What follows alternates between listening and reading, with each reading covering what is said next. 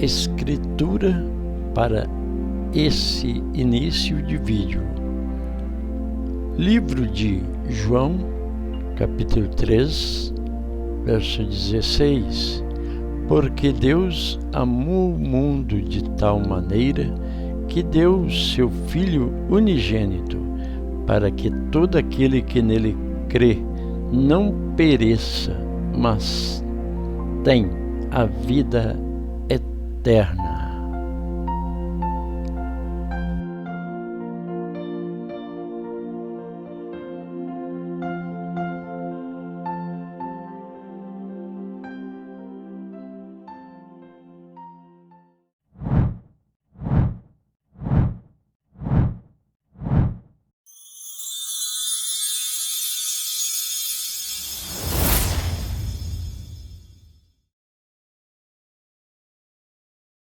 Tenho aqui uma pequena melodia de uma criança quando iniciou sua carreira, que começou cantando: eu tenho um livro bendito, onde está escrito que Deus é amor.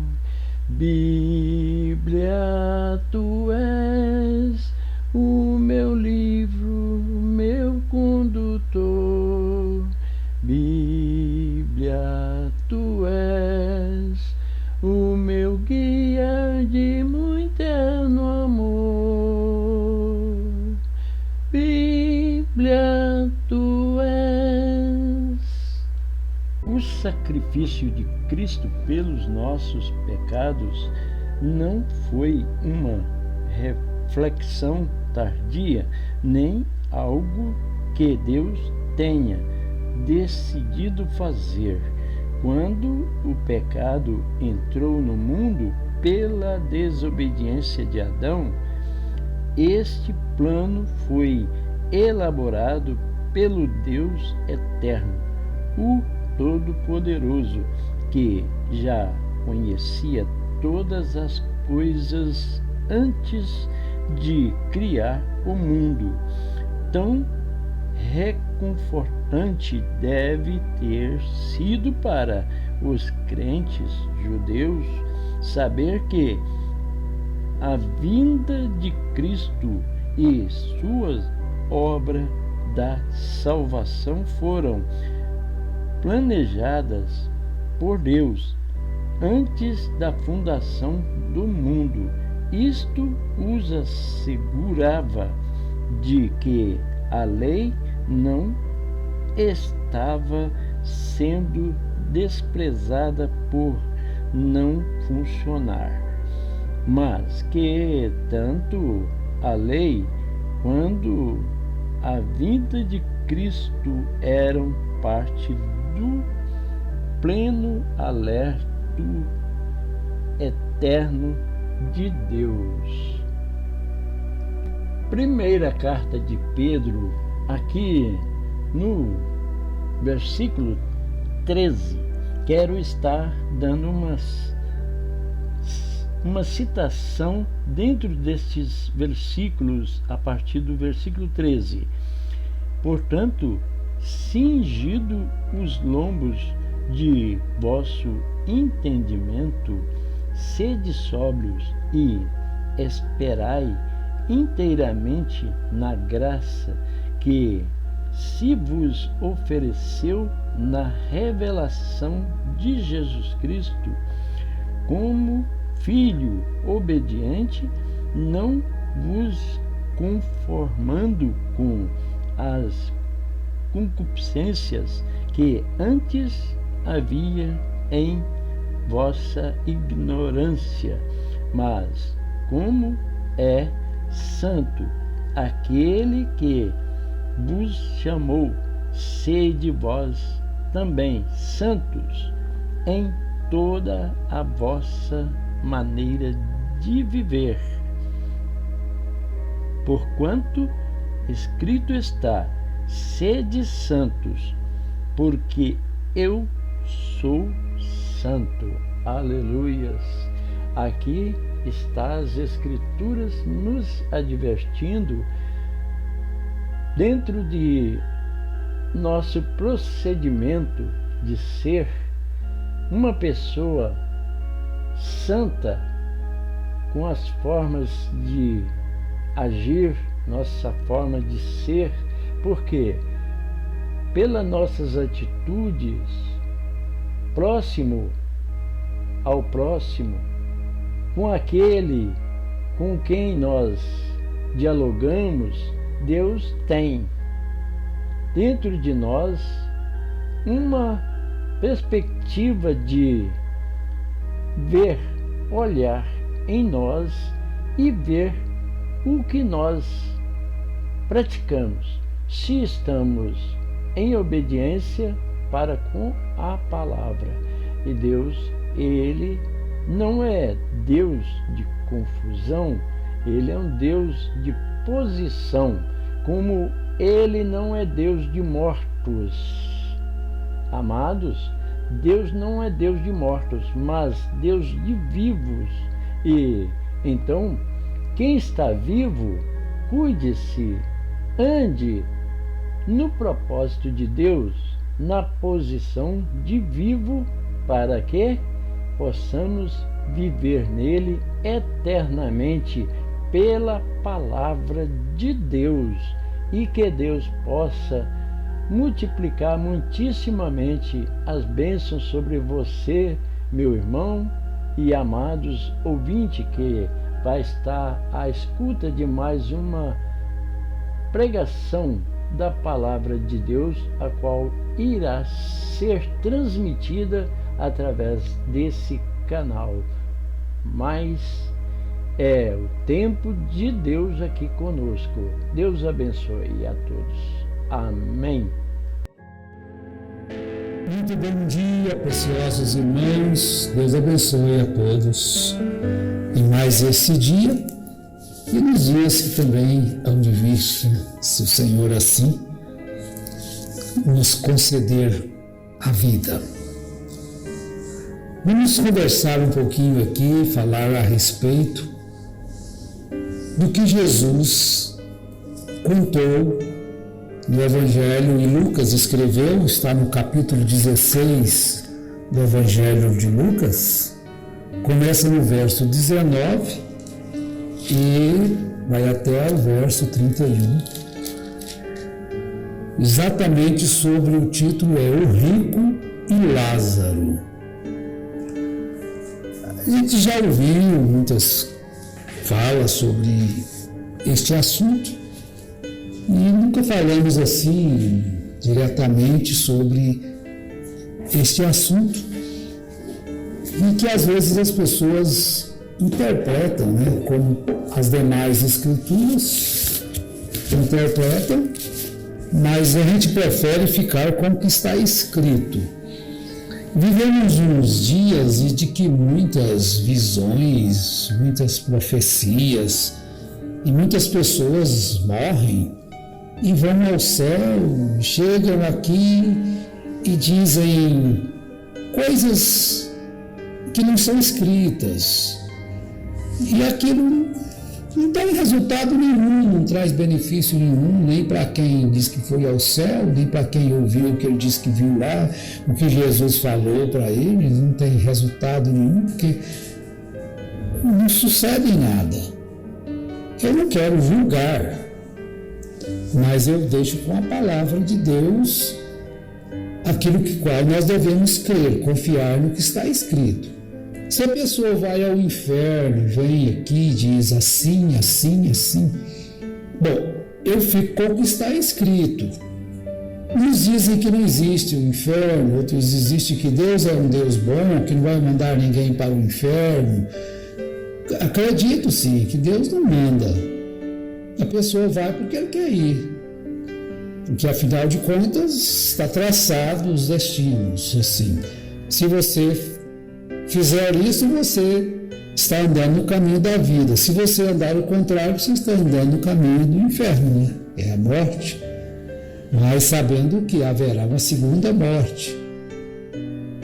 Porque a vida perdida, a vida fora de Deus, ela terá um fim.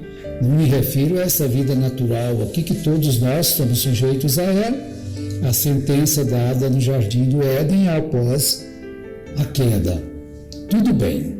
Então vamos lá ao que Jesus disse. A Bíblia não traz como uma parábola. A Bíblia traz como um acontecimento.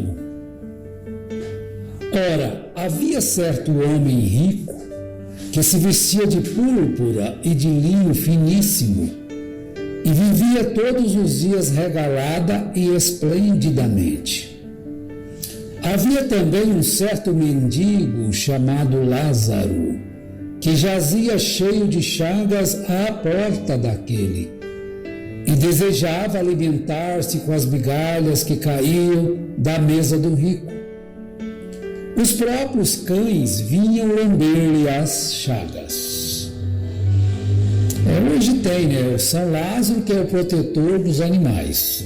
A Igreja Católica criou esse personagem, São Lázaro, no seu dia que é comemorado. Aqui para nós em Goiás quase não tem, mas para o Nordeste, em que os animais são servidos de boas refeições naquele dia. Acontece que, com o passar do tempo, já estamos no verso 22, morreu o mendigo e foi levado pelos anjos para o seio de Abraão. Morreu também o rico e foi sepultado. No inferno, estando em tormentos, ergueu os olhos e viu ao longe a Abraão e Lázaro no seu seio. Bom, se eu for colocar aqui o entendimento que já ouvi muitas pessoas falando, que não existe inferno, então neste caso aqui, a Bíblia está errada. Aí quer dizer, para me acreditar na pessoa, eu vou ter que ignorar o texto bíblico e acreditar na pessoa que diz que não existe inferno. Compreendem? Bom, qual que está certo? A Bíblia ou fulano de tal que já procurou o inferno e não achou? Talvez ele já está quase no inferno, mas procurou e não achou. A Bíblia é clara, aqui não está uma interrogação. Será que no inferno? Será que ele foi para o inferno? A Bíblia diz, no inferno, estando em tormentos, ergueu os olhos e viu ao longe a Abraão e Lázaro no seu seio. Então clamou, Pai Abraão, tem misericórdia de mim e manda a Lázaro que molhe na água a ponta do seu dedo e me refresque a língua, porque estou atormentado nesta chama. Bom, ele estava em tormento. Aí você pode dizer, quanto tempo dura o tormento? Bom, se eu soubesse, eu poderia te dizer. Então, uma pergunta que eu não sei responder. Eu sei que não existe vida eterna fora de Deus. O fogo é eterno. Agora, tudo que cai no fogo não quer dizer que caiu ali é eterno. Ele vai ser consumido, o fogo vai consumir. Até como pecado, como Pedro escreve na sua segunda carta, capítulo 3, purificará. O pecado será extinto da terra. Mas ele estava ali. E ele viu Lázaro, que estava no seio de Abraão. Então ele pediu para que Pai Abraão mandasse Lázaro molhar o dedo na água e colocar na língua dele. Mas veja bem, então, agora o verso 25, essa questão de morrer e voltar, estar no céu e vir trazendo a mensagem assim. Paulo disse que ele foi ao terceiro céu, ele não disse que morreu. Ele passou por uma êxtase, quem sabe? Ele foi ao terceiro céu e ele viu ali coisas que não lhe era lícito falar do que ele viu. Então ele não disse nada a respeito do que ele viu no céu. As pessoas hoje vem um anjo, fala com ele, outro fala aquilo e ele vai contar o que ele viu aqui na terra. Vai contar aqui na terra o que ele viu ali. Paulo não disse que não era lícito. Veja bem, ele estava atormentado.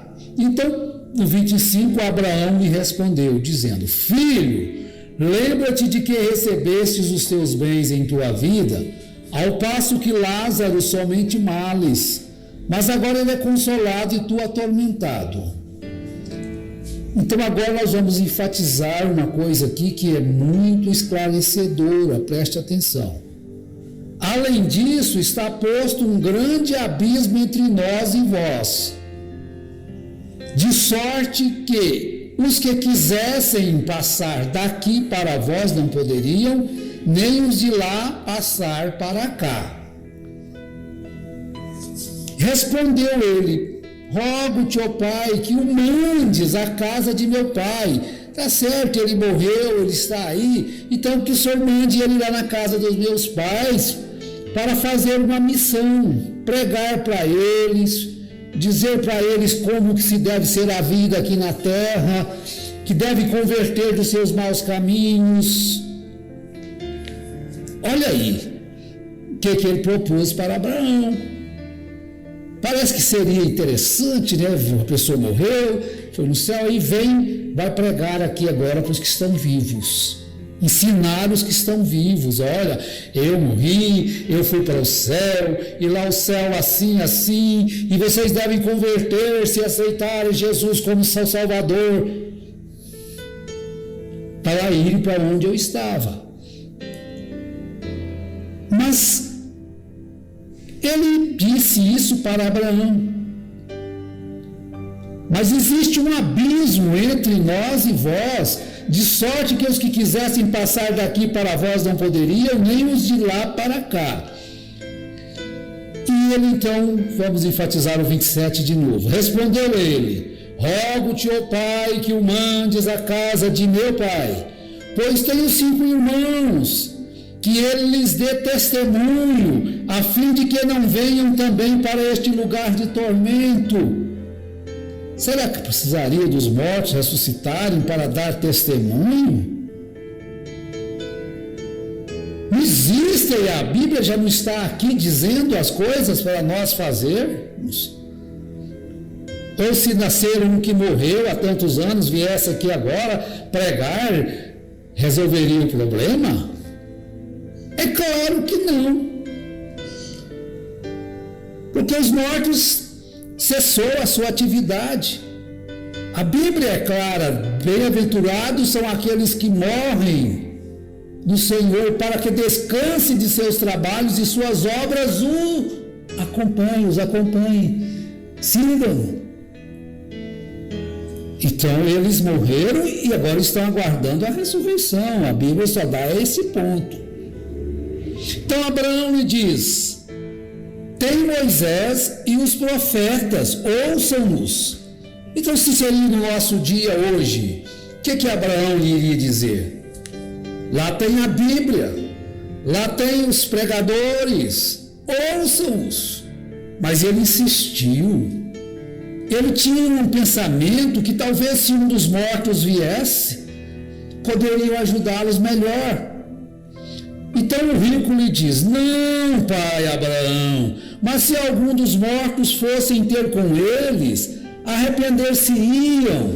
Será que se iriam arrepender? Ou iria simplesmente dizer: você já morreu, some da nossa frente, rapaz, você já acabou sua vida na terra. Mas ele achava que se viesse alguém dos mortos, eles se arrependeriam.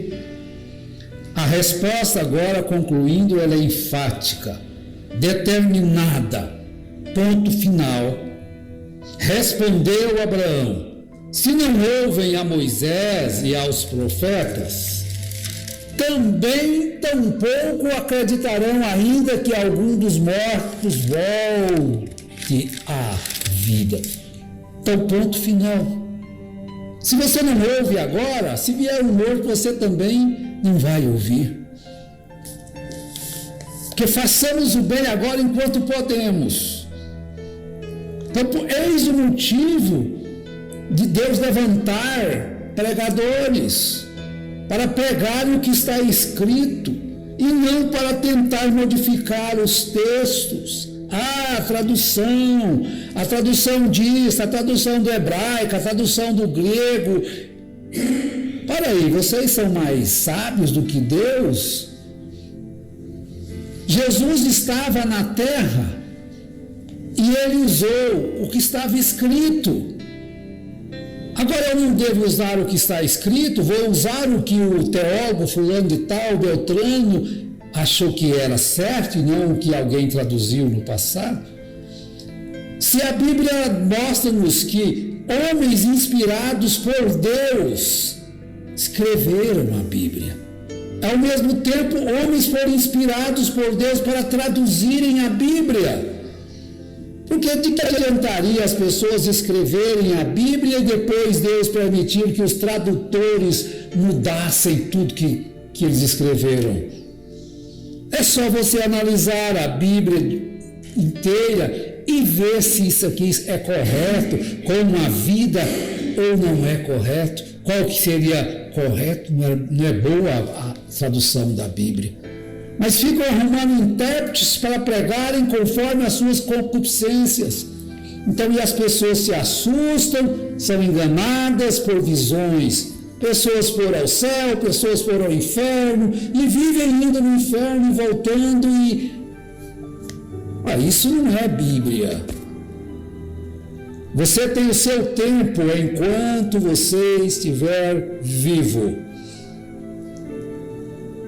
Agora, quando você partir daqui, morrer, este corpo for para a sepultura, está tudo agora selado para o bem ou para o mal, para a vida ou para a segunda morte.